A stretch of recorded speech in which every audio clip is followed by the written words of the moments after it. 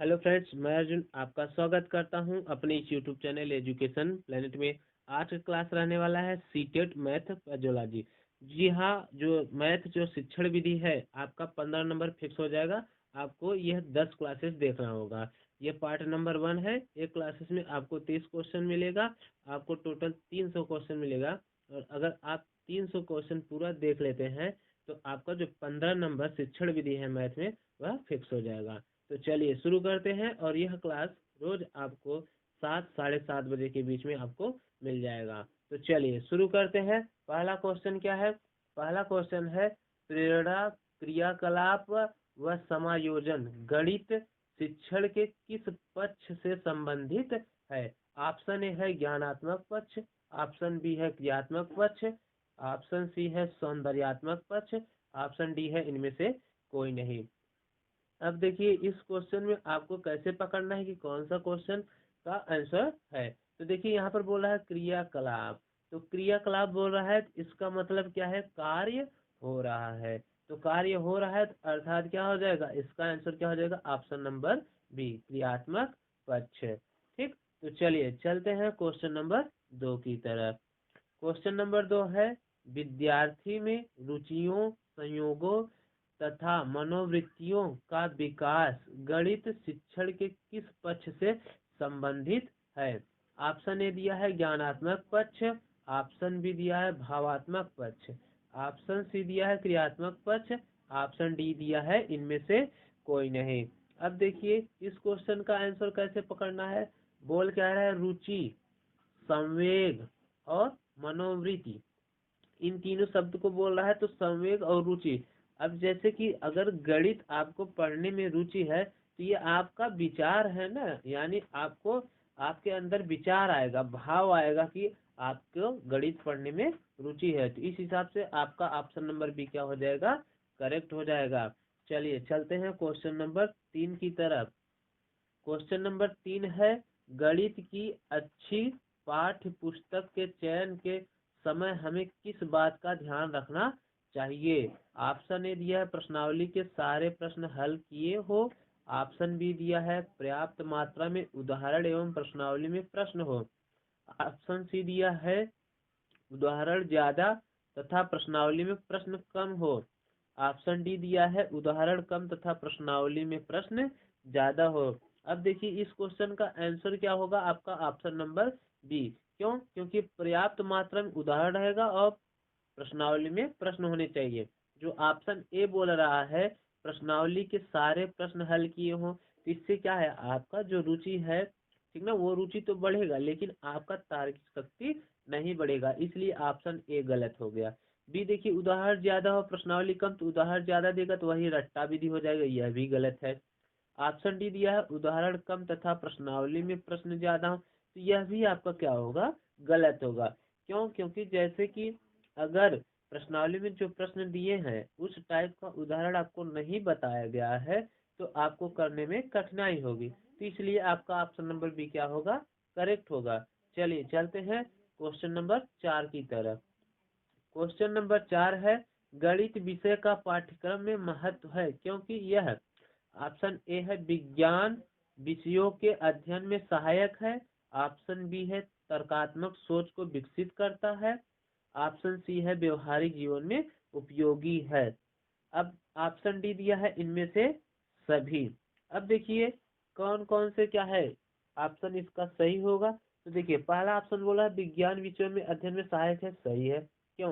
क्योंकि जो फिजिक्स है, फिजिक्स जो है विज्ञान के अंतर्गत ही आता है ना, तो विज्ञान के अंतर्गत आता है। तो फिजिक्स जब हम हल करते हैं उनमें जो न्यूमेरिकल है मैथ के रूप में ही सॉल्व करते हैं, तो ये ऑप्शन नंबर ए सही हो गया। अब ऑप्शन नंबर बी देखिए तर्कात्मक सोच को विकसित करता है, सही बात है। आपको सोचने समझने में सहायता करता है, रीजनिंग भी गणित से रिलेटेड है, तो ऑप्शन बी भी सही हो जाएगा। अब ऑप्शन सी व्यवहारिक जीवन में उपयोगी, यह भी सही है। ऑप्शन सी भी सही है। क्यों? क्योंकि जैसे आप सामान वामान खरीदते हैं तो वहां पर भी जोड़ घटाना गुणा भाग ये सब चीजें आपको लगानी पड़ती है, तो इस हिसाब से आपका ऑप्शन नंबर डी क्या हो जाएगा? करेक्ट हो जाएगा। चलिए चलते हैं क्वेश्चन नंबर 5 की तरफ। क्वेश्चन नंबर 5 है जो विद्यार्थी ज्यामिति नहीं समझ सकते इस विद्यालय में नहीं आ सकते। यह कथन किसने कहा है? तो ऑप्शन ए दिया है अरस्तु, ऑप्शन बी दिया है हर्बर्ट, ऑप्शन सी दिया है प्लेटो, ऑप्शन डी दिया है हैमिल्टन। तो इस क्वेश्चन का आंसर होगा ऑप्शन नंबर सी प्लेटो। देखिए कथन वाला क्वेश्चन आपको याद करना होगा, क्योंकि कथन वाला क्वेश्चन डायरेक्ट आएगा तो आपको क्या है, अगर याद रहेगा तो आप तुरंत कर लेंगे, ठीक। तो वहां पर गलत होने की चांसेस कम रहेगा, ठीक है ना। और वो सब जो चीजें क्वेश्चन वैसा है वो तो समझदारी वाली क्वेश्चन है, ठीक। तो चलिए चलते हैं क्वेश्चन नंबर 6 की तरफ। क्वेश्चन नंबर 6 है, गणित की पाठ्य पुस्तक में विषय वस्तु का संगठन होना चाहिए।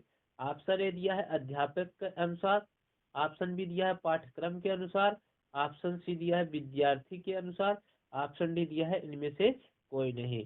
देखिए अब ऑप्शन ए जो है अध्यापक के अनुसार, तो ये गलत हो जाएगा। क्यों? अध्यापक जो है क्या है, ज्यादा पढ़ा लिखा है। अगर छोटे क्लास के बच्चों को अगर सिलेबस बनाना है तो क्या है, अध्यापक बड़ा बना देगा तो ये दिक्कत हो जाएगी। अब पाठ्यक्रम के अनुसार ये आपका क्या होगा, करेक्ट होगा। क्यों? क्योंकि अगर आप कक्षा 1 में पढ़ रहे हैं, जैसे कोई विद्यार्थी कक्षा 1 में है, तो उसके पाठ्यक्रम के अनुसार ही क्या है गणित का पुस्तक होगा। ऐसा थोड़ी है कि कक्षा 1 में पढ़ रहा है तो 12 का सिलेबस उसको देंगे सॉल्व करने के लिए, ठीक। तो ऑप्शन नंबर बी सही हो जाएगा। अब देखिए ऑप्शन नंबर डी भी देख लेते, सी देख लेते हैं। ऑप्शन नंबर सी दिया है विद्यार्थी के अनुसार। तो विद्यार्थी तो चाहेंगे ही कि सरल क्वेश्चन बने, ठीक। तो यह भी आपका क्या हो जाएगा, गलत हो जाएगा। तो इस क्वेश्चन का आंसर क्या हो जाएगा, ऑप्शन नंबर बी पाठ्यक्रम के अनुसार। चलिए चलते हैं क्वेश्चन नंबर 7 की तरफ। क्वेश्चन नंबर 7 है, भास्कर की लीलावती पुस्तक का अंग्रेजी में अनुवाद किसने किया?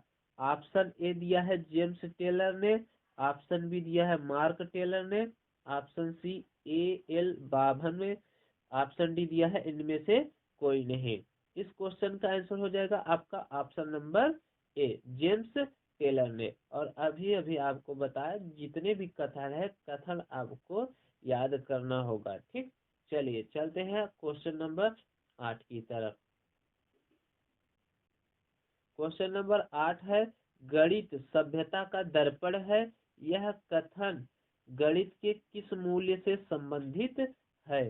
ऑप्शन ए दिया है सांस्कृतिक, ऑप्शन बी दिया है अनुशासन संबंधी, ऑप्शन सी दिया है सामाजिक, ऑप्शन डी दिया है उपयुक्त सभी, ठीक।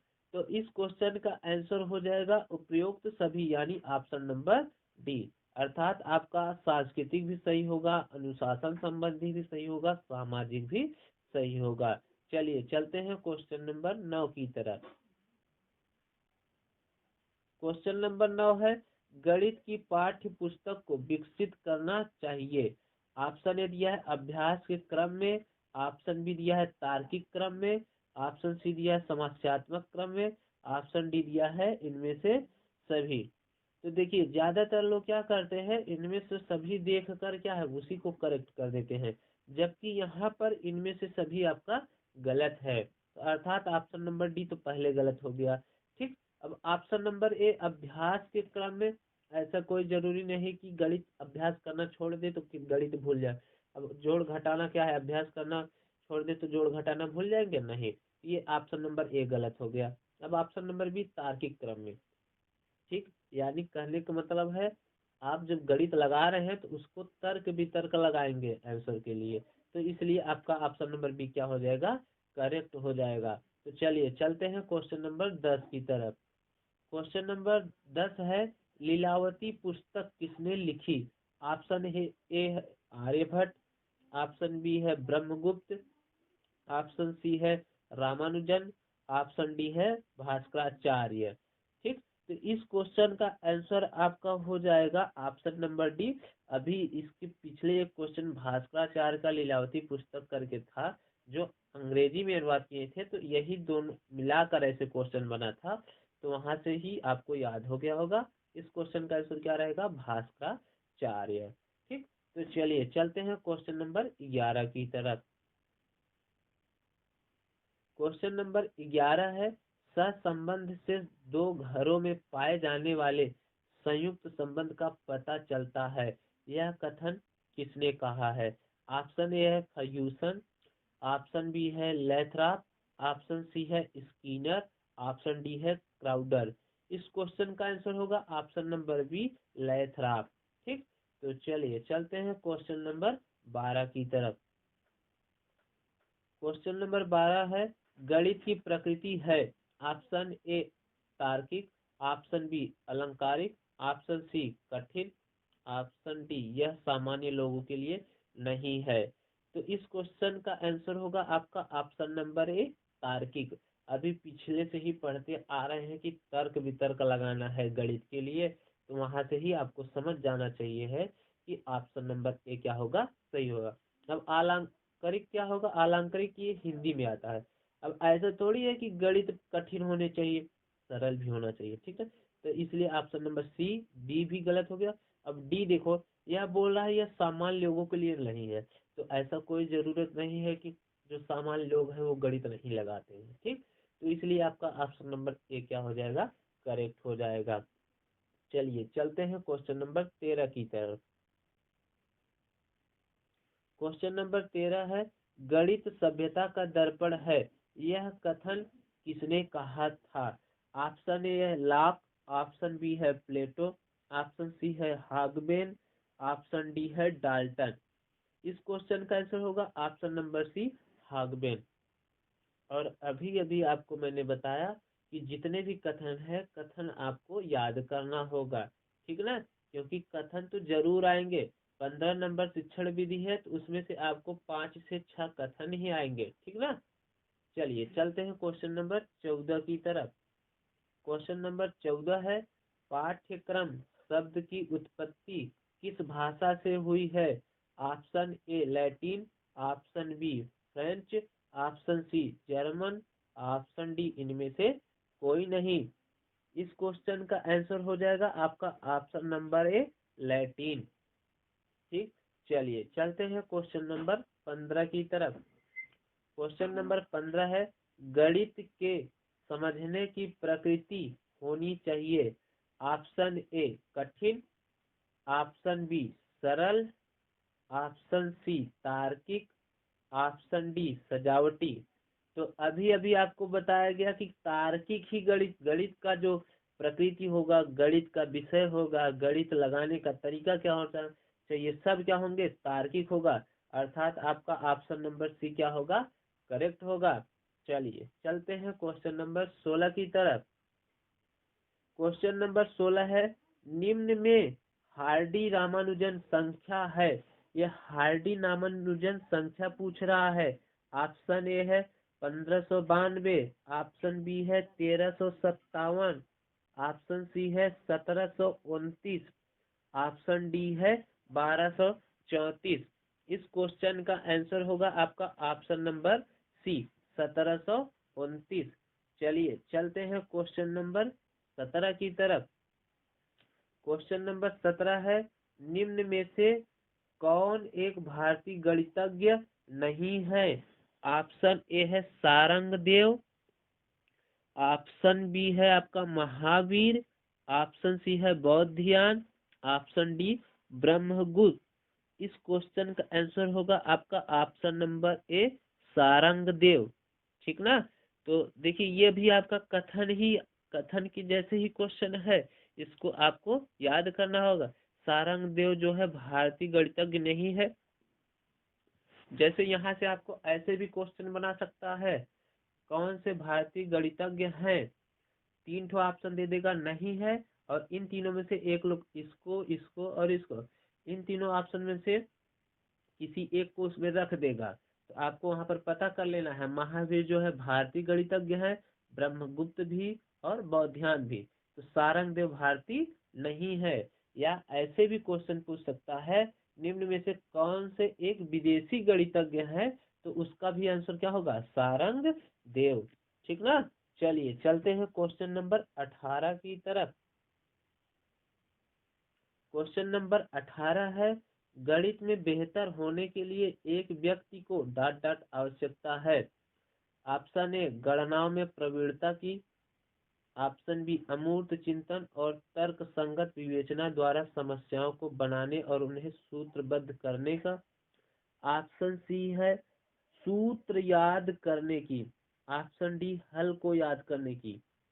देखिए, अभी आपको बताया गया जो यहाँ पर तर्क संगत, तर्क विवेचना या तर्क शक्ति आए, वहां पर आपका गणित वाला जो भी गणित से रिलेटेड क्वेश्चन पूछेगा वो आपका सही होगा। अर्थात आपका 18वें क्वेश्चन का ऑप्शन नंबर बी क्या हो जाएगा, करेक्ट हो जाएगा। ठीक, चलिए चलते हैं क्वेश्चन नंबर 19 की तरफ।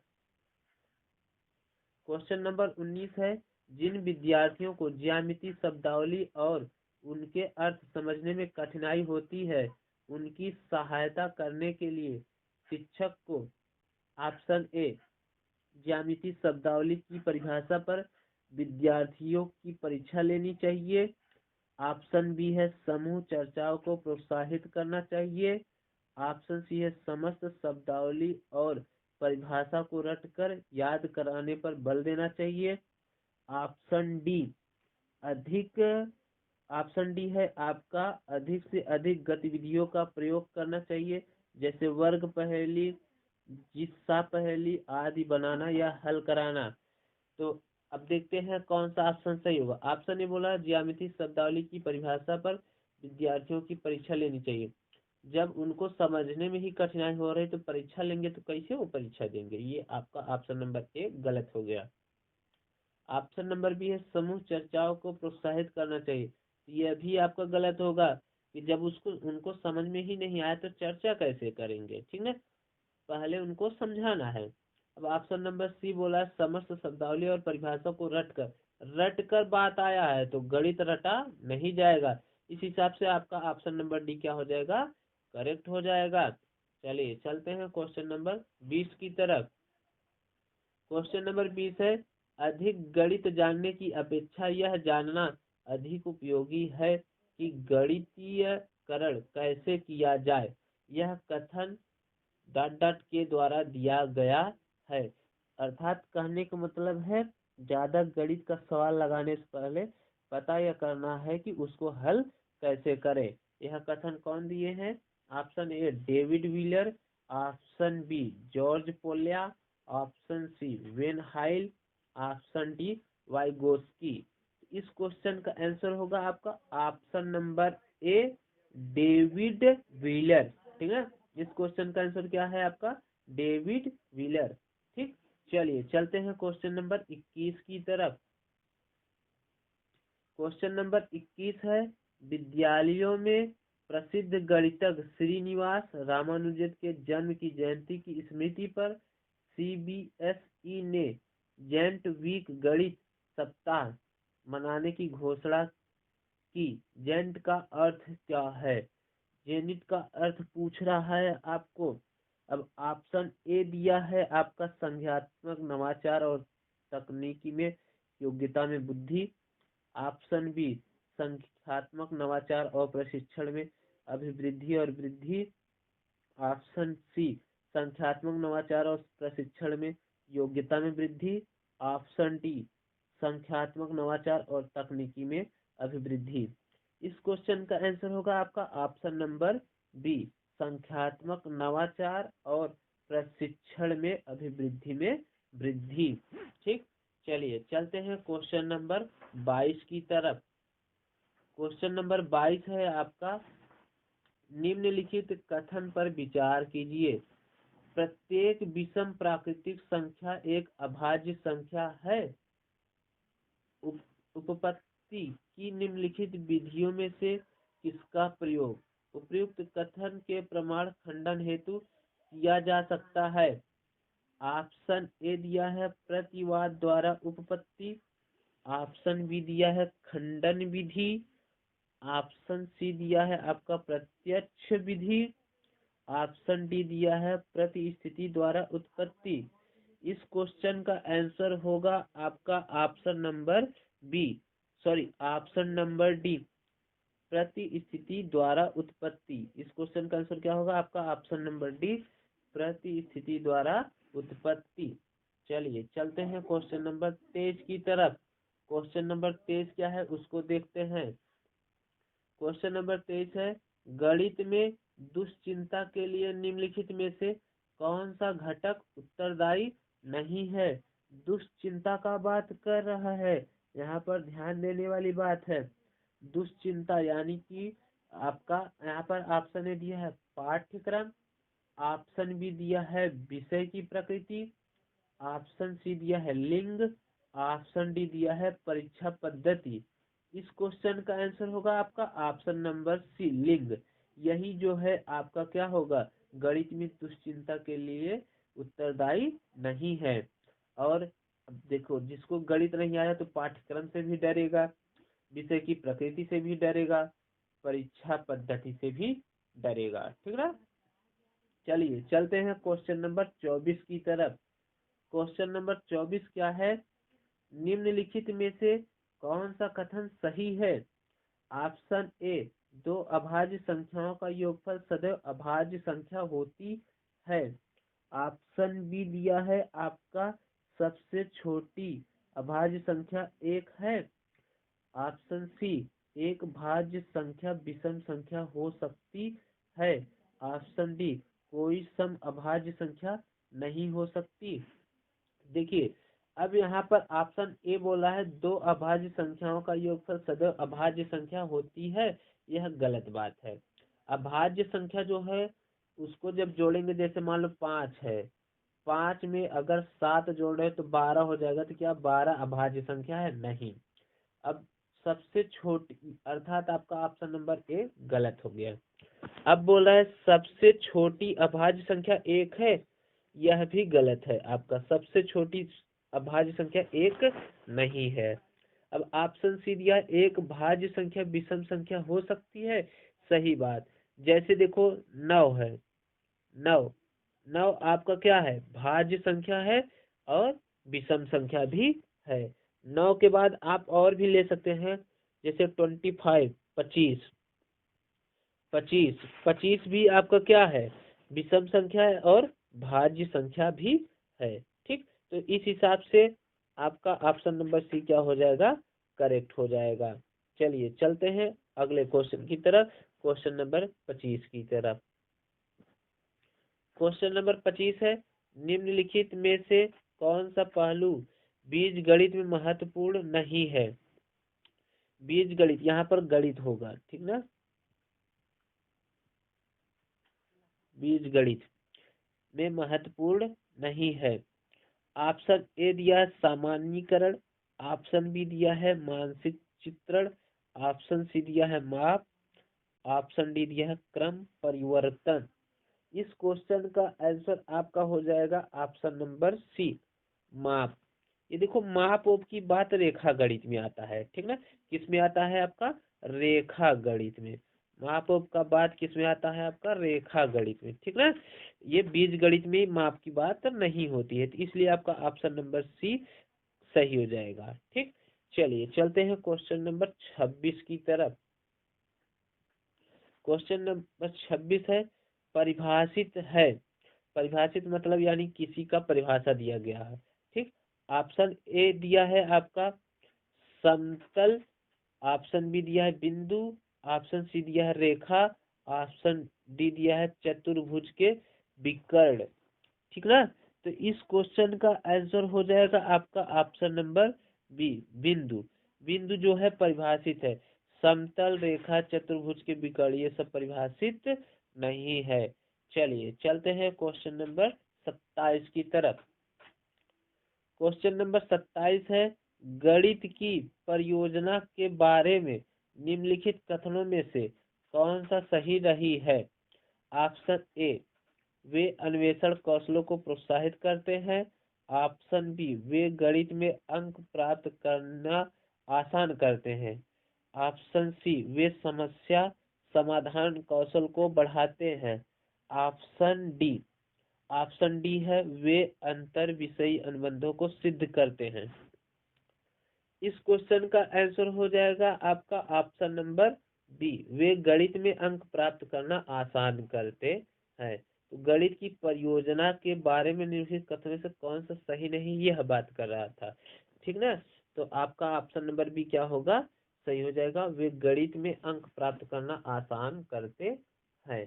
चलिए देखिए, गणित में अगर आपको अंक लेना है तो आपको क्या करना पड़ेगा, अभ्यास, ठीक ना, अभ्यास करना पड़ेगा। न कि क्या है कि किसी परियोजना के बारे में आप परियोजना बना लेंगे और गणित में अच्छे नंबर पा जाएंगे, ऐसा नहीं है।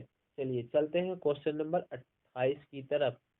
क्वेश्चन नंबर 28 क्या है, ज्यामिति में उपपत्ति लिखना संकेत करता है। ऑप्शन ए, द्विस्तंभित तालिका को जिसमें अभिगृहित और निगम है। ऑप्शन बी, किसी आकृति को खींचने के पद को। ऑप्शन सी, कथन के तर्क या औचित्य को। ऑप्शन डी, ज्यामितीय प्रश्न के वर्णन को। इस क्वेश्चन का आंसर हो जाएगा आपका ऑप्शन नंबर सी, कथन के तर्क या औचित्य को। अभी अभी आपको बताए, गणित से रिलेटेड कोई क्वेश्चन पूछ रहा है, अगर तर्क का बात आ गया तो वह क्वेश्चन क्या होगा आपका 100% सही होगा। तो इस क्वेश्चन का आंसर क्या हो जाएगा आपका ऑप्शन नंबर सी। चलिए चलते हैं क्वेश्चन नंबर 29 की तरफ। क्वेश्चन नंबर 29 है आपका, 20वीं सदी के स्वशिक्षित भारतीय गणितीय प्रतिभावान व्यक्ति कौन थे। 20वीं सदी के बारे में पूछ रहा है। आपका ऑप्शन नंबर ए है आर्यभट्ट, ऑप्शन नंबर बी है श्रीधराचार्य, ऑप्शन सी है श्रीनिवास रामानुजन, ऑप्शन डी हरीश चंद्र।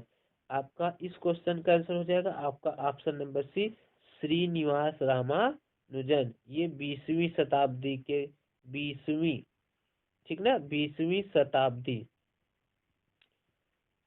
शताब्दी के गणितज्ञ हैं कौन, श्रीनिवास रामानुजन। चलिए चलते हैं क्वेश्चन नंबर 30 की तरफ, और यह लास्ट क्वेश्चन है। चलिए देखते हैं 30 क्वेश्चन क्या बोल रहा है। बोल रहा है, गणित सार संग्रह के लेखक है। गणित सार संग्रह के लेखक है। आपका ऑप्शन नंबर ए है आर्यभट्ट, आपका ऑप्शन नंबर बी है Bhaskaracharya, option number C Mahaviracharya, option D Brahmagupta. इस क्वेश्चन का आंसर होगा आपका ऑप्शन नंबर सी, महावीराचार्य, ठीक ना। तो आज का क्लास यहीं पर समाप्त होता है। वीडियो कैसी लगी कमेंट सेक्शन में जरूर बताइएगा। आपको ऐसे 10 पार्ट मिलेगा, 10 आप अगर देख लेते हैं तो आपका 15 नंबर फिक्स हो जाएगा, जो शिक्षण विधि है। और जो 15 नंबर लॉजिकल गणित पूछता है उसकी भी क्लासेस आपको जल्द ही प्रोवाइड किया जाएगा। तो देखते हैं क्वेश्चन नंबर 31 क्या है। तो क्वेश्चन नंबर 31 बोल रहा है, माप की अवधारणा विकसित करने हेतु अपनाए गए निम्नलिखित कार्यों को क्रम लगाइए। देखो, क्रम से लगाने का एक क्वेश्चन तो जरूर पूछेगा। तो देखिए पहला क्रम है, पहला बोल रहा है शिक्षार्थी लंबाई मापने के लिए मानक इकाई का प्रयोग करते हैं। दूसरा बोल रहा है शिक्षार्थी लंबाई मापने के लिए अमानक इकाइयों का प्रयोग करते हैं। तीसरा बोल रहा है शिक्षार्थी सरल अवलोकन द्वारा वस्तुओं को सत्यापित करते हैं। चौथा बोल रहा है शिक्षार्थी मीटरी इकाइयों के बीच के संबंध को समझते हैं। ऑप्शन ए है 4 1 3 2, ऑप्शन बी है 1 2 4 3, ऑप्शन सी है 2 1 3 4, ऑप्शन डी है 3 2 1 4। तो इस क्वेश्चन का आंसर होगा आपका ऑप्शन नंबर डी। अब देखते हैं ऑप्शन नंबर डी कैसे सही है। देखिए, अगर किसी भी वस्तु का लंबाई मापना है तो पहले तो उसका अवलोकन करेंगे, सरल अवलोकन करेंगे वो क्या चीज दिया है, ठीक। इसलिए क्या है आपका तीसरा तीसरा सबसे पहले हो जाएगा। और देखो option A, option C, option B, इन तीनों में पहले 3 आया ही नहीं है। तो इस हिसाब से आपका ऑप्शन नंबर डी क्या हो जाएगा, करेक्ट हो जाएगा। ज्यादा सोचने की भी जरूरत नहीं थी। चलिए चलते हैं क्वेश्चन नंबर 32 की तरफ।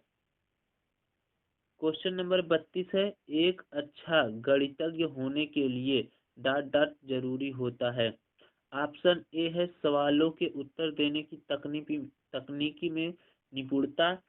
ऑप्शन बी है अधिकतर सूत्रों को याद करना। ऑप्शन सी बहुत जल्दी सवालों को हल करना।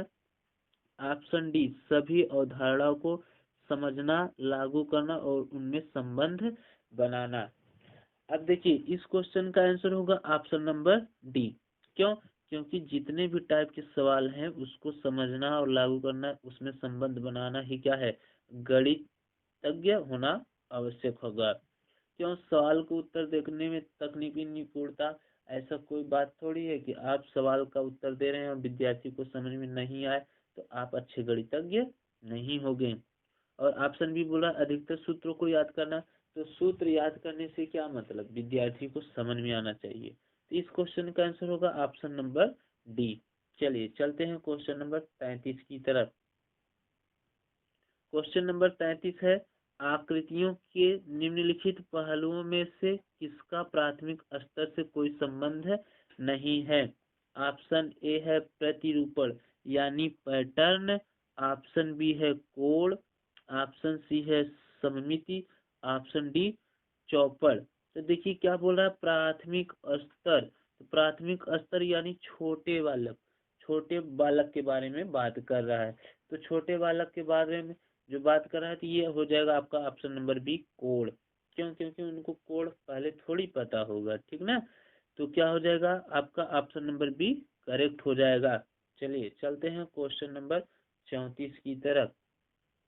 क्वेश्चन नंबर 34 बोल रहा है, संख्याओं के संदर्भ में प्राथमिक कक्षा के बच्चे अर्थात वे बच्चे जिनका आयु 8-9 वर्ष है निम्नलिखित में से किस समुच्चय में प्रवीण हैं। बोल रहा है किस समुच्चय में प्रवीण हैं। ऑप्शन ए वर्गीकरण, प्रतिवर्ती अनुपातिक विवेचन, ऑप्शन बी पंक्तिबद्धता प्रतिवर्ती अनुपातिक विवेचना, ऑप्शन सी पंक्तिबद्धता वर्गीकरण अनुपातिक विवेचन, ऑप्शन डी पंक्तिबद्ध वर्गीकरण प्रतिवर्तकता। इस क्वेश्चन का आंसर हो जाएगा आपका ऑप्शन नंबर डी पंक्तिबद्धता वर्गीकरण प्रतिवर्तता। यानी जो 8 से 9 वर्ष के बालक होते हैं उनका समुच्चय क्या होगा, पहले पंक्ति बनाना होगा, फिर उसके बाद वर्गीकरण किया जाएगा कि कौन कितने तेज हैं, फिर उसके बाद उनका क्या है एग्जाम होगा, फिर प्रतिरूपी मिलेगा। ठीक, चलिए चलते हैं क्वेश्चन नंबर 35 की तरफ। क्वेश्चन नंबर 35 है, गणित से भयभीत होने और उसमें असफल होने के लिए निम्नलिखित में से किसे एक कारण नहीं माना जा सकता। यानी गणित सब्जेक्ट है, उसमें असफल यदि कोई विद्यार्थी हो रहा है तो उसका कारण किसे नहीं माना जाता है या माना जा सकता है, इसी यही क्वेश्चन पूछ रहा है। तो अब देखते हैं ऑप्शन क्या दिया। ऑप्शन ए दिया कक्षा कक्ष के अनुभव, ऑप्शन बी दिया प्रतीकात्मक संकेत, ऑप्शन सी दिया है गणित की संरचना, ऑप्शन डी दिया है लैंगिक भेद। इस क्वेश्चन का आंसर हो जाएगा आपका ऑप्शन नंबर डी लैंगिक भेद। क्यों? क्योंकि वो असफल होने का बात कर रहा है ना, तो कोई जरूरी थोड़ी है कि अगर लैंगिक भेद किया जा रहा है तो आप सब असफल हो जाएंगे, ऐसा कोई बात नहीं। कक्षा कक्ष के अनुभव ये सब क्या है, असफल होने का क्या है कारण हो सकते हैं, प्रतीकात्मक भी हो सकता है, गणित की संरचना भी हो सकती है, लेकिन लैंगिक भेद नहीं होगा। अर्थात इस क्वेश्चन का आंसर हो जाएगा ऑप्शन नंबर डी। चलिए चलते हैं क्वेश्चन नंबर 36 की तरफ। क्वेश्चन नंबर 36 है, कक्षा 3 के विद्यार्थी को आधे की संकल्पना का परिचय देने के लिए शिक्षक निम्नलिखित क्रियाकलापों की परियोजना बनाता है। यहाँ पर देखिए ये अनुक्रम दिया है और फिर उसके बाद इसका ऑप्शन में सेट किया है। पहला दिया चित्र दिखाता है जिसमें आधा प्रदर्शित किया गया है, दूसरा आधे का चिन्ह लिखता है, तीसरा बहुत सारे मूर्त पदार्थों को आधे में विभाजित करता है, चौथा कहानी या शब्दों के प्रयोग से आधा प्रदर्शित करता है। अब यहाँ पर ऑप्शन दिया है, अब देखना है कि कौन सा ऑप्शन इसका सही होगा। यह क्वेश्चन नंबर 36 है। यहाँ पर देखिए टाइपिंग मिस्टेक हो गया, ये क्वेश्चन नंबर 36 है। तो अब देखिए इस क्वेश्चन का आंसर क्या होगा आपका ऑप्शन नंबर ए। पहले तो 3 सही होगा, फिर उसके बाद 1 सही होगा, फिर 4 सही होगा, फिर 2 सही होगा। देखते हैं कैसे। तो 3 क्या है, देखिए ऑप्शन नंबर ए में 3, 1, 4, 2। 3 बोल रहा है बहुत सारे मूर्त पदार्थों को आधे में विभाजित करना। इससे क्या होगा, विद्यार्थी को क्या है ज्यादा से ज्यादा समझ में आएगा। ठीक, फिर पहला क्या है, चित्र दिखाता है जिसमें आधा प्रदर्शित करता है। पहले तो क्या है, उसको क्या होंगे, ढेर सारा वस्तु क्यों अलग अलग कर लेंगे तो वही चित्र दिखाएंगे ना। इस हिसाब से पहले आपका तीसरा हो जाएगा, फिर पहला हो जाएगा, फिर चौथा हो जाएगा, फिर दूसरा हो जाएगा। ठीक, चलिए चलते हैं क्वेश्चन नंबर 37 की तरफ। क्वेश्चन नंबर 37 है, प्राथमिक स्तर पर गणित की पहेलियां मदद करती है। गणित की पहेली जो है प्राथमिक स्तर पर क्या मदद करती है उसके बारे में पूछ रहा है। ऑप्शन ए दिया है, कक्षा के प्रतिभा संपन्न विद्यार्थी को पहचानने में। ऑप्शन बी दिया है, विद्यार्थी को मनोरंजन प्रदान करने में। ऑप्शन सी दिया है, समस्या सुलझाने के कौशलों को परखने में। ऑप्शन डी दिया, समस्या सुलझाने के कौशलों को प्रोत्साहित करने में। इस क्वेश्चन का आंसर हो जाएगा आपका ऑप्शन नंबर डी। क्यों, क्योंकि पहले जो होगा ये क्या करेगा, समस्या सुलझाएगा और कौशल को क्या है प्रोत्साहित करेगा, जबकि ये परखने और रखने की बात यहाँ पर नहीं है। जो पहली होती है वह मनोरंजन के लिए भी नहीं होता है। ठीक, चलिए चलते हैं क्वेश्चन नंबर 38 की तरफ। क्वेश्चन नंबर 38 है, गणितीय संचारण उल्लेख करता है। ऑप्शन ए है, गणितीय विचारों को समाहित और संगठित करने की क्षमता। ऑप्शन बी है, समस्याओं को सुलझाने की क्षमता। ऑप्शन सी है, गणित प्रश्नोत्तरी में भाग लेने का कौशल। ऑप्शन डी है, गणित के कक्षा कक्ष में बोलने की क्षमता। इस क्वेश्चन का आंसर हो जाएगा आपका ऑप्शन नंबर ए, गणित विचारों को समाहित और संगठित करने की क्षमता। ये संचारण का बात कर रहा है। संचारण मतलब क्या होता है, यानी एक स्थान से दूसरे स्थान तक किसी वस्तु को पहुंचाना, ठीक ना। तो इसीलिए यहाँ पर ऑप्शन नंबर ए क्या हो जाएगा आपका करेक्ट हो जाएगा, अर्थात गणित विचारों को समाहित और संगठित करने की क्षमता। चलिए चलते हैं क्वेश्चन नंबर 39 की तरफ। क्वेश्चन नंबर 39 है, यदि एक शिक्षार्थी पूर्णांकों, भिन्नों और दशमलव संख्याओं पर चारों आधारभूत संक्रियाएं संपन्न करने में समर्थ है तो वह ऑप्शन ए विभजनात्मक अवस्था में है, ऑप्शन बी उपादान अवस्था में है, ऑप्शन सी संक्रियात्मक अवस्था में है, ऑप्शन डी परिणात्मक अवस्था में है। इस क्वेश्चन का आंसर हो जाएगा आपका ऑप्शन नंबर सी संक्रियात्मक। अभी देखिए, इसके पहले वीडियो में यानी जो पार्ट नंबर 1 है वहां पर आपको बताया गया था कि यदि कोई व्यक्ति कार्य कर रहा है तो वहां पर क्या संक्रिया का बात करेगा। ये देखो, पूर्णांक बात कर रहा है, भिन्न, और फिर उसके दशमलव, फिर उसके संख्या पर विचार, चारों आधारभूत संक्रियाएं कर रहा है यानी क्रिया कर रहा है। तो इसलिए आपका ऑप्शन नंबर सी क्या हो जाएगा करेक्ट हो जाएगा। चलिए चलते हैं क्वेश्चन नंबर 40 की तरफ। क्वेश्चन नंबर 40 है, प्राथमिक स्तर पर गणित की अच्छी पाठ्य पुस्तक के लिए निम्नलिखित में से कौन सी विशेषता महत्वपूर्ण है।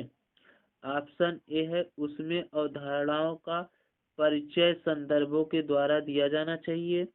ऑप्शन बी, उसमें केवल बहुत से अभ्यास होने चाहिए जिससे कि यथातथ्य अभ्यास किया जा सके। ऑप्शन सी, वह आकर्षण और रंगहीन होना चाहिए। ऑप्शन डी, वह मोटी और बड़ी होनी चाहिए। इस क्वेश्चन का आंसर हो जाएगा आपका ऑप्शन नंबर ए, अर्थात उसमें अवधारणाओं का परिचय संदर्भों के द्वारा दिया जाना चाहिए। अब ये मोटी, आकर्षण और यथा तथ्य अभ्यास इन सब से रिलेटेड कुछ नहीं, अर्थात ये तीनों ऑप्शन क्या हो जाएंगे गलत हो जाएंगे। आपका ऑप्शन नंबर क्या होगा करेक्ट होगा। और हाँ, ये आपको ध्यान देना है, जो शिक्षण विधि है, चाहे मैथ का हो, किसी भी सब्जेक्ट का शिक्षण विधि है, उसको क्या है आपको समझदारी के हिसाब से करना है। ऐसा नहीं जो आप लॉजिकल गणित लगा रहे हैं उस टाइप से करेंगे तो आपका गलत हो जाएगा। चलिए चलते हैं क्वेश्चन नंबर 41 की तरफ। क्वेश्चन नंबर 41 है, वैदिक गणित आजकल विशेष रूप से प्राथमिक विद्यालय के बच्चों में बहुत लोकप्रिय होता जा रहा है। इसका प्रयोग निम्नलिखित में से किसके विकास संवर्धन में होता है?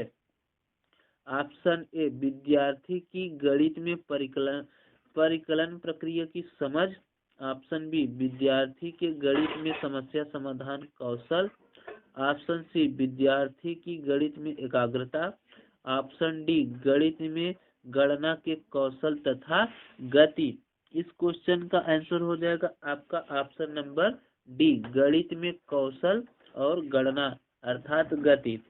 ये जो आजकल ये बहुत लोकप्रिय प्राथमिक विद्यालय ये जो बात कर रहा है वैदिक गणित, जैसे ये ट्रिक बोलते हैं, ठीक ना, लोग जैसे बोलते हैं ट्रिक्स में याद करा रहा हूँ, तो ये ट्रिक अगर किसी भी स्टूडेंट को ट्रिक बताएंगे ना तो उसको क्या है, उसको कौशल बढ़ेगा, उसको मतलब रुचि बढ़ेगी गणित के विषय में।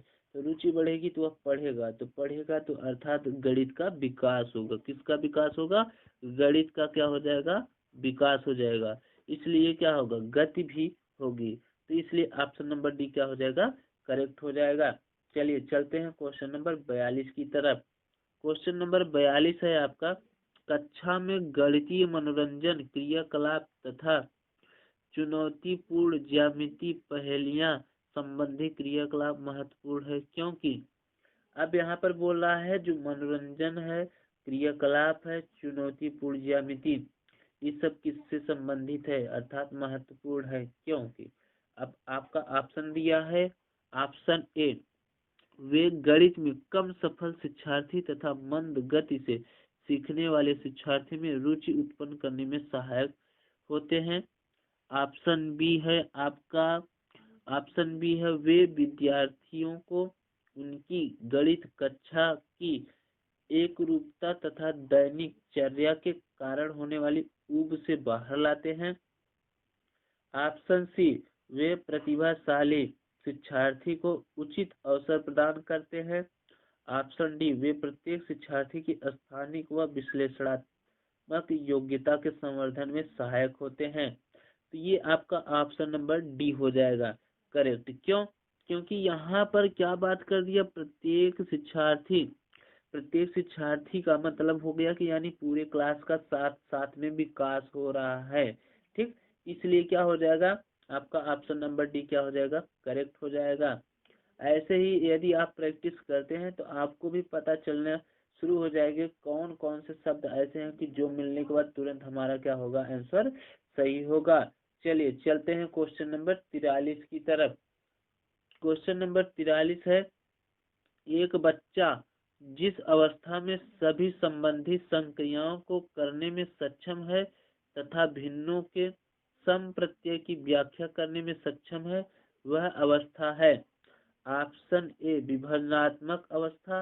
ऑप्शन बी, संक्रियात्मक अवस्था। ऑप्शन सी, आरंभिक अवस्था। ऑप्शन डी, परिमाणात्मक अवस्था। इस क्वेश्चन का आंसर हो जाएगा आपका ऑप्शन नंबर बी, संक्रियात्मक अवस्था। अभी अभी जस्ट एक सवाल मैंने बताया, जहां पर संक्रिया का बात करें या कार्य से संबंधित बात करें, ठीक, वहां पर क्या होगा? आपका संक्रिया वाला क्या होगा? करेक्ट होगा। चलिए चलते हैं क्वेश्चन नंबर 44 की तरफ। क्वेश्चन नंबर 44 है, प्राथमिक कक्षा का एक बच्चा संख्या, संक्रिया, चिन्हों, सिक्कों एवं घड़ी की सुइयों में अंतर स्थापित नहीं कर पाता है। यह तथ्य इंगित करता है कि इस बच्चे को निम्नलिखित में से किस प्रक्षेत्र में समस्या है? ऑप्शन ए, प्रक्रिया स्मृति।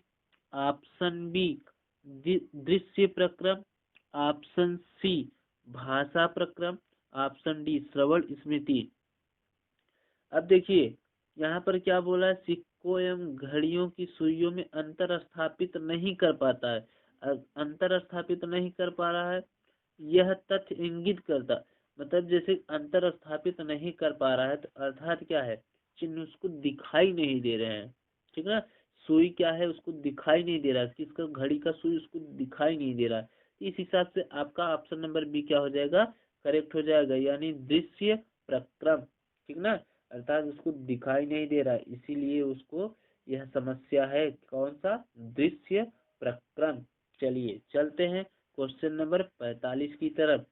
क्वेश्चन नंबर 45 है आपका, निम्न ग्रिड वर्गाकार कागज पर खींचा गया है, ये 3 ठो इधर दिए हैं और 3 ठो इसमें दिए हैं। अब HTO लिखा है, इसमें भी HTO लिखा है, इसका मतलब ये है 1 10 100,000, 1 10 100,000, इसको हिंदी में बोलेंगे इकाई, दहाई, सैकड़ा, हजार।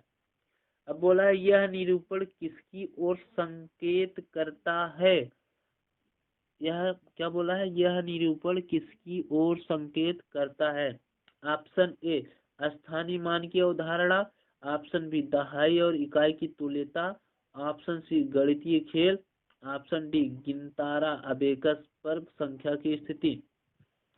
देखिए हम लोग जैसे कि क्या करते हैं कि स्थानीय मान जब निकालते हैं, जैसे मान लो 4 3 2 है, तो 2 का स्थानीय मान निकालना है तो 2 गुणे 1 करते हैं ना, अर्थात इकाई अंक पर है। 3 का निकालना है तो 3 गुणे 10 करते हैं, और अगर 4 का निकालना है तो क्या करते हैं, 4 गुणे 100 करते हैं, ठीक। तो यह वही दिखा रहा है, तो अर्थात इस क्वेश्चन का आंसर क्या होगा, ऑप्शन नंबर ए स्थानीय मान की अवधारणा, ठीक ना।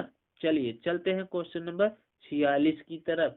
क्वेश्चन नंबर 46 क्या है सॉरी, क्वेश्चन नंबर 46 है, कक्षा 6 की पाठ्य पुस्तक से दी गई निम्नलिखित समस्याओं में से कौन सी बहु अनुशासनात्मक समस्या की ओर संकेत करता है। यानी मतलब ढेर सारे अनुशासन लगे रहे, यानी बच्चा क्या है, डरता रहे, उसको ऐसा लगे हाँ यहाँ पर अनुशासन है, ऐसा क्वेश्चन पूछ रहा है। अब देखते हैं इस क्वेश्चन का ऑप्शन क्या क्या दिया है। ऑप्शन ए दिया है, दी गई आकृति की दर्पण छवि प्रतिबिंब का आरेख बनाइए। ऑप्शन बी है, दी गई आकृति में कितनी सममिति रेखाएं हैं। ऑप्शन सी है, किसी दी गई ज्यामितीय आकृति में एक सममिति रेखा खींचना है। ऑप्शन डी है, भारत के झंडे का आरेख बनाइए और झंडे में सममिति रेखाओं की संख्या को पहचान कीजिए। इस क्वेश्चन का आंसर क्या हो जाएगा आपका, ऑप्शन नंबर डी। देखिए यहाँ पर संकेत का बात कर रहा है, किसका बात कर रहा है, संकेत का बात कर रहा है। तो संकेत का बात कर रहा है तो झंडा, भारत का झंडा जब बनाएंगे उसमें आरेख खींचेंगे तो वहां से क्या है बच्चे पहचान लेंगे। इस क्वेश्चन का आंसर क्या हो जाएगा, ऑप्शन नंबर डी। चलिए चलते हैं क्वेश्चन नंबर 47 की तरफ। क्वेश्चन नंबर 47 है, गणित में प्रक्रम संबंधी प्रवाह पूर्णता का अर्थ है निम्न सूत्रों और कलन गणित का ज्ञान और परिशुद्धता एवं निपुणता के साथ उनका क्रियान्वयन करना, गणित में लचीलापन डॉट डॉट की ओर करना है। ऑप्शन ए है आपका, समान निपुणता के साथ अंकगणित और ज्यामिति की समस्याओं का समाधान करने के योग्यता। ऑप्शन बी है आपका, एक से अधिक उपागमों का प्रयोग करते हुए एक खास प्रकार की समस्या का समाधान करने की योग्यता। ऑप्शन सी है, परिशुद्धता के साथ समस्या का समाधान करने और सभी चरणों को लिखने की योग्यता। ऑप्शन डी है, समान प्रकरण से विभिन्न प्रकार की समस्याओं का समाधान करने की योग्यता। अब देखिए यहाँ पर क्या बोल रहा है, परिशुद्धता, क्या बोल रहा है, परिशुद्धता और निपुणता क्रियान्वयन करना, ठीक ना। तो यानी देखो परिशुद्धता मतलब हमेशा बार बार किसी चीज को क्या है प्रैक्टिस करेंगे तो वो क्या है उसमें ज्यादा से ज्यादा शुद्धता आएगा, यानी उसमें आप निपुण हो जाओगे। तो इस हिसाब से क्या है आपका ऑप्शन नंबर बी क्या हो जाएगा, करेक्ट हो जाएगा। खास प्रकार की समस्या का समाधान करने योग्य, यानी बार बार क्या है, जैसे मान लो कोई सवाल यदि आपको नहीं आ रहा है तो उसको बार बार प्रैक्टिस करेंगे तो उस सवाल वह सवाल क्या है आपके लिए खास हो जाएगा, ठीक ना, सवाल आपके लिए क्या हो जाएगा, खास हो जाएगा। इस हिसाब से आपका ऑप्शन नंबर बी क्या हो जाएगा, करेक्ट। चलिए चलते हैं क्वेश्चन नंबर 48 की तरफ। देखते हैं क्वेश्चन नंबर 48 क्या है। क्वेश्चन नंबर 48 बोल रहा है, फरहान ने विद्यालय के पुस्तकालय में जाने पर यह पाया कि कहानी अनुभाग में रखी 100 पुस्तकें नष्ट हो गई है। 20 पुस्तकों का किसी को कुछ पता नहीं। 219 पुस्तकें अलमारी में है। 132 पुस्तकों को बच्चों में को पढ़ने के लिए दिया गया है। पुस्तकालय में कुल कितनी कहानी की पुस्तकें थी। अब देखिए, शिक्षक इस प्रश्न द्वारा किस मूल्य को पढ़ा सकता है, यानी सॉरी, यहाँ पर बोल रहा है जो ये सब प्रश्न है, ऊपर जो प्रश्न दिए हैं, शिक्षक इस प्रश्न के द्वारा किस मूल्य को बच्चों को बता सकता है। ऑप्शन ए है अन्य की सहायता करना। अन्य मतलब क्या हो जाएगा आपका अन्य मतलब जैसे गेहूं हो गया, चावल हो गया, ठीक है, इन सब के बारे में बात करना है। ठीक, तो क्या यहाँ पर कभी प्रश्न में अन्य और चावल का बात किया, नहीं, तो इस ऑप्शन नंबर ए क्या हो जाएगा आपका, गलत हो जाएगा। अब ऑप्शन नंबर बी है अन्य के साथ पुस्तकों की साझेदारी करना। अन्य का बात ही नहीं किया है, तो ये भी गलत हो जाएगा। ऑप्शन नंबर सी पुस्तकों की अच्छी देखभाल करना। यस, आपका ऑप्शन नंबर सी क्या हो जाएगा, करेक्ट हो जाएगा। ये देखभाल कर रहे थे तभी ने पता चला इतने विद्यार्थी को दिया गया पढ़ने के लिए, इतने पुस्तक गायब है। ठीक है, चलिए चलते हैं क्वेश्चन नंबर 49 की तरफ। क्वेश्चन नंबर 49 है, निम्न पर विचार कीजिए। 5 + 3 = 10 और प्रश्नवाचक चिन्ह। इस समिति उत्तर प्रश्न का तदनुरूपी मुक्त उत्तर प्रश्न होगा। ऑप्शन ए 5 और 3 का योग ज्ञात कीजिए। ऑप्शन बी ऑप्शन बी है 5 में क्या जोड़ा जाना चाहिए ताकि 8 प्राप्त हो। ऑप्शन सी कोई ऐसी दो संख्या बताइए जिनका योग 8 है। ऑप्शन डी 5 और 3 का योग क्या होगा। यहाँ पर यह विचार करने के लिए बोल रहा है। इस क्वेश्चन का आंसर हो जाएगा आपका ऑप्शन नंबर सी, कोई ऐसी दो संख्या बताइए जिनका योग 8 है। अर्थात यहाँ पर प्रश्नवाचक के बारे में बात कर रहा है, तो यानी 8 लिखोगे यहाँ पर, क्योंकि 5 + 3 कितना हो जाएगा, 8 हो जाएगा। तो ये प्रश्नवाचक का बात कर रहा है, तो यहाँ पर तो मुक्त उत्तर के बारे में बात कर रहा है। तो यहाँ पर अगर 8 आ रहा है तो 8 आ रहा है, तो इसके विपरीत हमें देखना होगा कि यानी दो संख्या ऐसा लेना है जो जोड़ने पर क्या आ जाए, 8 आ जाए। ठीक, इस क्वेश्चन का आंसर क्या होगा, कोई ऐसी दो संख्या बताइए जिनका योग 8 है। चलिए चलते हैं क्वेश्चन नंबर 50 की तरफ। क्वेश्चन नंबर 50 है, कक्षा 3 में गुणन की इकाइयों में अनुमोदित मूल संकल्पना है। ऑप्शन ए 2 अंकी संख्याओं को 2 अंकी संख्या से गुणा करना। ऑप्शन बी गुणन के गुणधर्म क्रम गुण और समूह गुण। ऑप्शन सी गुणन पर आधारित शब्द समस्या। ऑप्शन डी 3 अंकी संख्याओं को 10 से गुणा करना। इस क्वेश्चन का आंसर हो जाएगा आपका ऑप्शन नंबर बी, गुणन के गुणधर्म क्रम गुण और समूह गुण। अब ऐसा कोई जरूरत थोड़ी है कि कक्षा 3 का विद्यार्थी तो 2 अंक का गुणा देंगे, तो ये ऑप्शन ही गलत हो गया। ये गुणन पर आधारित शब्द समस्या, ये भी गलत है। भाग भी तो दे सकते हैं आप। डी है 3 अंकी संख्या, ये भी गलत है। ठीक, तो ऑप्शन नंबर बी क्या होगा आपका, करेक्ट हो जाएगा। चलिए चलते हैं क्वेश्चन नंबर 51 की तरफ। क्वेश्चन नंबर 51 है, भिन्न की इकाई से शिक्षक ने छात्रों से किन्हीं 5 भिन्नों की सूची बनाने के लिए कहा। यह प्रश्न संकेत करता है 5 भिन्न बनाने के लिए जो एक टीचर थे बच्चे से कहें, तो इसका मतलब क्या है। ऑप्शन ए है सोचने के उच्च स्तर को। ऑप्शन बी है विश्लेषणात्मक सोच को। ऑप्शन सी है त्रिविमीय आकाशीय सोच को। ऑप्शन डी है सोचने के निम्न स्तर को। इस क्वेश्चन का आंसर हो जाएगा ऑप्शन नंबर डी, सोचने के निम्न स्तर को। अब ऐसा कोई जरूरत थोड़ी है कि आप भिन्न लगा लिए तो आप उच्च स्तर के हो गए, नहीं, गलत। विश्लेषणात्मक सोच, ये भी गलत हो जाएगा। विश्लेषणात्मक मतलब कोई दो चीजें, जैसे मान लो आप प्रॉफिट लॉस लगा रहे हैं फिर वर्क एंड टाइम लगा रहे हैं, तो उन दोनों में कॉम्बिनेशन करके अगर कोई सवाल लगा रहे हैं तब विश्लेषणात्मक हो जाएगा। अब यहाँ पर बोला आकाशी सोच। आकाशी सोच, अब आकाश उकाश के बारे में बताएगा तब ना, जैसे ग्रह हो गया, ठीक, ग्रह हो गया, उपग्रह हो गया, ठीक, इन सब के बारे में क्या है, अगर आप पढ़ रहे हैं तब ना क्या होगा, आकाश होगा, ठीक। तो इसलिए आपका ऑप्शन नंबर डी क्या हो जाएगा, करेक्ट हो जाएगा। चलिए चलते हैं क्वेश्चन नंबर 52 की तरफ। क्वेश्चन नंबर 52 है आपका, निम्नलिखित कक्षा 3 की पाठ्य पुस्तक में से एक समस्या है। निम्नलिखित समस्या को हल करने के लिए कौन सी गणितीय संक्रिया का प्रयोग किया जाएगा।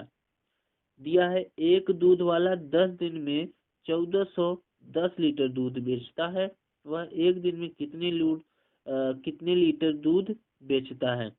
उपर्युक्त सवाल में ब्लूम के संज्ञानात्मक क्षेत्र की किस दक्षता की ओर संकेत करता है। ऑप्शन ए दिया है आपका संश्लेषण, ऑप्शन बी दिया है ज्ञान, ऑप्शन सी दिया है बोधन, ऑप्शन डी दिया है विश्लेषण। इस क्वेश्चन का आंसर क्या हो जाएगा आपका ऑप्शन नंबर डी, विश्लेषण। क्यों? क्योंकि कितने लीटर दूध बेचता है, अर्थात कहने का मतलब वह सोच रहा है, ठीक ना। 10 दिन में इतना लीटर 1410 लीटर दूध बेचता है, यानी विशेषता बता रहा है कि ना कि 10 दिन में 1410 लीटर दूध बेचता है, तो एक दिन में निकालना है। तो अगर इसको अगर उस तरीके से पूछता है लॉजिकल मैथ से, तो आपको कुछ नहीं करना है, ज्यादा से ज्यादा बस यही 1410 भागे 10 कर देंगे तो एक दिन का निकल जाएगा, 0 0 कट गया, 141 लीटर आपका क्या हो जाएगा, उत्तर हो जाएगा, ठीक। चलिए चलते हैं क्वेश्चन नंबर 53 की तरफ। क्वेश्चन नंबर 53 है, निम्नलिखित कक्षा 5 की पाठ्य पुस्तक में से एक सवाल है। यहाँ 4 खंभे हैं जिनका माप क्रमशः 105, 215, 150, 235 सेमी है। यदि उन्हें समान लंबाई के टुकड़ों में काटना है तो प्रत्येक टुकड़े की अधिकतम लंबाई क्या होगी। अब देखिए यहाँ पर क्या बोल दिया, अधिकतम, क्या बोल दिया, अधिकतम लंबाई। तो यहाँ पर ध्यान देना, जब भी अधिकतम बोलेगा तो वहां पर आपको HCF निकालना है। क्या निकालना है, HCF निकालना है, ठीक। और जब भी आपको, ठीक ना, और जब भी आपको छोटी इकाई बोले, छोटी संख्या बोले, तो वहाँ पर LCM निकालना होता है। ये चीज ध्यान दो, ये लॉजिकल मैथ में आपको पूछेगा।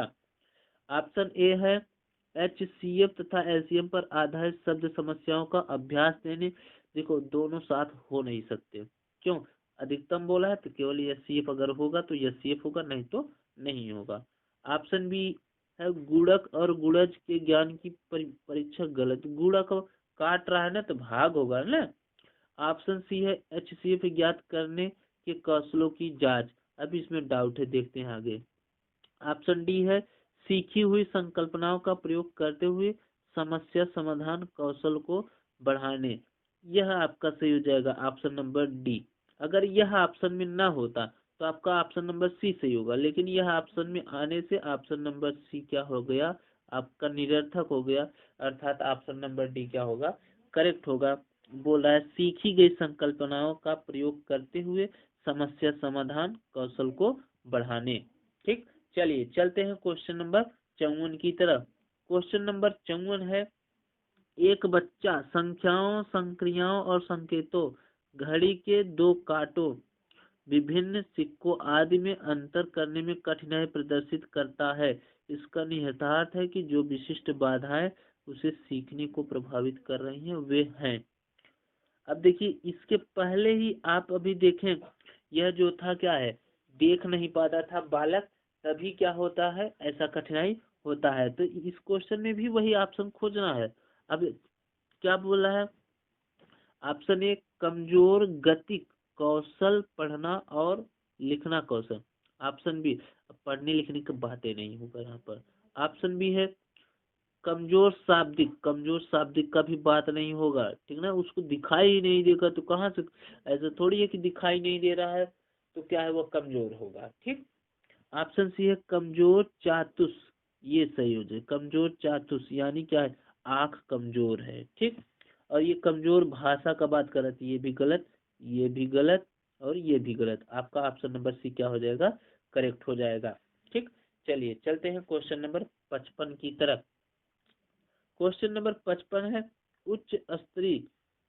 उच्च क्रमी चिंतन कौशल HOTS पर आधारित प्रश्न मांग करते हैं।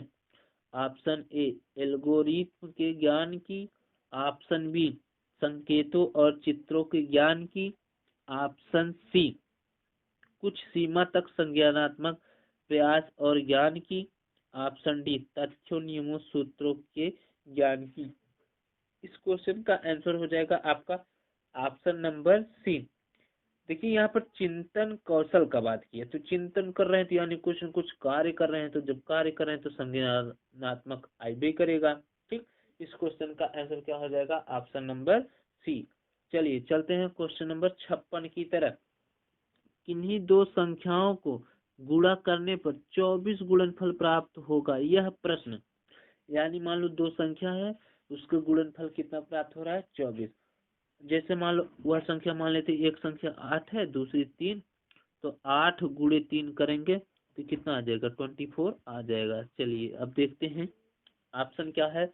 बुद्ध अंत वाला प्रश्न है क्योंकि इसके निहित संख्या में उत्तर है, ठीक है, देख लेते हैं। निहित संख्या में उत्तर है यह बोल रहा है।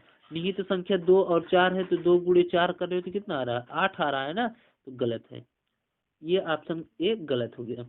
ऑप्शन बी बोल रहा है बच्चे को सामान्य समस्या समाधान रणनीतियों को सुझाता है ताकि वह सही उत्तर दे सके। अब यहाँ पर कहाँ पर ऐसा दिखाया ही है कि जो बच्चे क्या है सामान्य उत्तर दे सकेंगे, गलत हो गया। ऑप्शन सी है अधिसंज्ञानात्मक रूप से चिंतन करने में बच्चे की सहायता करता है, यह भी गलत। अब जब ये तीनों गलत हो तो ये करेक्ट होगा। अब देख भी लेते हैं। मुक्त अंत वाला प्रश्न है क्योंकि इसके एक से अधिक उत्तर हो सकते हैं, यह सही बात है। क्यों, इसको आप ये भी तो कर सकते हैं, जो आपका ऑप्शन नंबर डी है, इसको आप बोल क्या रहे हैं, मुक्त अंत वाला प्रश्न है क्योंकि इसके एक से अधिक उत्तर है, एक से अधिक उत्तर है, अर्थात मतलब आप 6 गुणे 4 कर सकते हैं, 24 हो जाएगा, ठीक। चलिए चलते हैं क्वेश्चन नंबर 57 की तरफ। क्वेश्चन नंबर 57 है कक्षा 3 में 2 अंकी संख्या के व्यवकलन को प्रस्तुत करने के लिए शिक्षक निम्नलिखित चरणों का आगमन करता है। ऑप्शन ए स्थानीय मान व्यवस्था की समझ के साथ 2 अंकों संख्याओं की पुनरावृत्ति। चरण 2 दिया है यह प्रदर्शित करने के लिए कि छोटी संख्या को बड़ी संख्या से घटाया जा सकता है। चरण 3 दिया है स्थानीय मान के प्रत्येक कॉलम के अंतर्गत संख्याओं के व्यवकलन का अनुप्रयोग करना। इस स्थिति में शिक्षक से पाठ का विकास कर रहा है। अब मतलब किस तरफ जा रहा है इसके बारे में यहाँ पर पूछ रहा है। इस क्वेश्चन का आंसर हो जाएगा आपका ऑप्शन नंबर सी। पहले व्यवस्था करेगा, फिर संकल्पना बनाएगा, फिर परिकलन करेगा, फिर प्रक्रिया, फिर संक्रिया, ठीक। अगर इस क्वेश्चन को अगर आप ये चरण 1 चरण 2 नहीं पढ़ते फिर भी आप कर लेते हैं। क्यों, क्योंकि किसी भी वस्तु को आप करने के लिए क्या है, पहले व्यवस्था ही करेंगे ना। तो व्यवस्था देखो सी में है, डी में है, तो ये दोनों पहले ही कट गया। अब क्या है, व्यवस्था के बाद संकल्पना करेंगे, संकल्पना के बाद परिकलन करेंगे ना, तो यानी आपका ऑप्शन नंबर सी क्या हो जाएगा, करेक्ट हो जाएगा। चलिए चलते हैं क्वेश्चन नंबर 58 की तरफ। क्वेश्चन नंबर 58 है सबसे उपयुक्त व्यूह रचना जिसका प्रयोग धनराशि के योग की कुशलता को आत्मसात करने के लिए किया जा सकता है डॉट डॉट है। ऑप्शन ए भूमिका निर्वाह यानी रोल प्ले, क्या रोल प्ले जैसे नाटक करना, ठीक ना, भाषण देना, गाना गाना, ये सब चीजें। आपका ऑप्शन बी है बहुत सारे सवाल हल करना। ऑप्शन सी है सूचना और संप्रेषण तकनीकी आईसीटी का प्रयोग करना। ऑप्शन डी दिया है प्रतिरूपों का प्रयोग करना। इस क्वेश्चन का आंसर हो जाएगा आपका ऑप्शन नंबर ए। देखिए क्या बोला है, व्यूह रचना जिसका प्रयोग धनराशि की योग की कुशलता। व्यूह रचना जैसे मान लो यहाँ से आप ऐसे भी याद कर सकते हैं, जैसे अभिमन्यु जो है वह व्यूह का रचना किए थे, अर्थात रोल प्ले किए थे ना, यानी दिखाए थे कि हाँ उनको क्या है, जो व्यूह है चक्रव्यूह क्या है तोड़ने आता है। ठीक, तो इसलिए यहाँ पर इस क्वेश्चन का आंसर क्या हो जाएगा, ऑप्शन नंबर ए भूमिका निर्वाह यानी रोल प्ले। चलिए चलते हैं क्वेश्चन नंबर 59 की तरफ। क्वेश्चन नंबर 59 है विद्यार्थी कक्षा 3 के विद्यार्थी को संख्या पद्धति पढ़ाने का उद्देश्य। संख्या पद्धति यानी नंबर सिस्टम, ठीक, जिसमें अभाज्य भाज्य संख्या ये सब चीजें आती हैं, ठीक ना। ऑप्शन ए दिया 4 अंकों वाली संख्या के योग और व्यवकलन के कौशल में प्रवीणता प्राप्त कर। इसे कोई जरूरत थोड़ी है कि 4 अंक का आना चाहिए, गलत हो गया ये। ऑप्शन बी बड़ी संख्या को पढ़ने और कौशलों में प्रवीणता प्राप्त करना।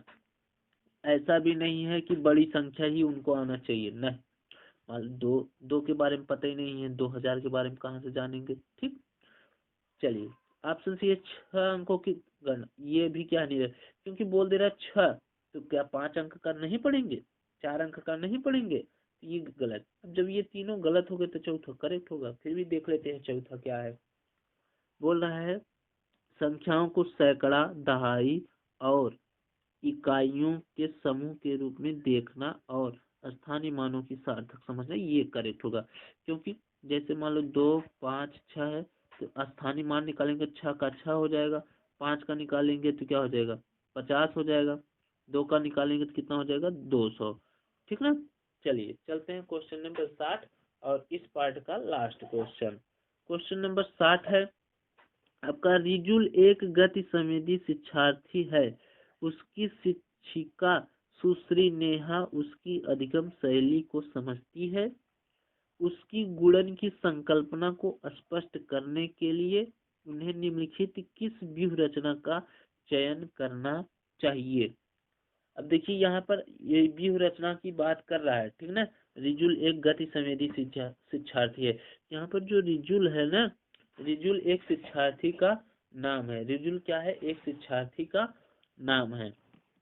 अब देखते हैं ऑप्शन ए जो दिया है आपका वह सही है कि बी सही है कि सी सही है, डी उसको पढ़ने के बाद पता चलेगा।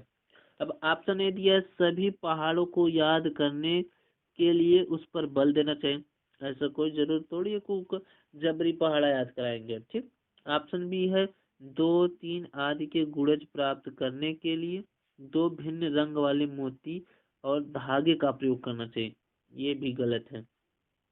ऑप्शन सी है कटवा गिनती। कटवा गिनती से क्या है, उसको ये नहीं दिखाई देगा अधिकम शैली को समझती है, बोला है ना, तो गुणन की संकल्पना कराना है, तो यह भी गलत हो जाएगा। ऑप्शन डी है आड़ी तिरछी रेखाओं पर प्रतिच्छेद बिंदु को गिनाना, ये सही हो जाएगा। क्यों, क्योंकि मतलब कहीं पर ये ऐसे काट दिया ये, तो ये सब पॉइंट गिनाना होगा इसको, जैसे मान लो इस तरीके से बना दिया गया। ठीक, अब यहाँ पर आप पूछ सकते हैं यहाँ पर कितना पॉइंट काटा है, तो देखिए 1, 2, 3, तो यहाँ पर कितनी रेखा काटी है 3। इस तरीके से क्या है आप उसको गिना सकते हैं। यहाँ पर कितना काटा है 2, यहाँ पर 3, यहाँ पर 3, यहाँ पर 2, इस तरीके से ये आड़ी तिरछी रेखा का क्या होगा प्रतिच्छेद बिंदु गिनाना। ठीक, तो आज का क्लास यहीं पर समाप्त होता है। क्लास कैसा लगा कमेंट सेक्शन में जरूर बताइएगा। चलिए मिलते हैं अगले क्लास में, तब तक के लिए धन्यवाद।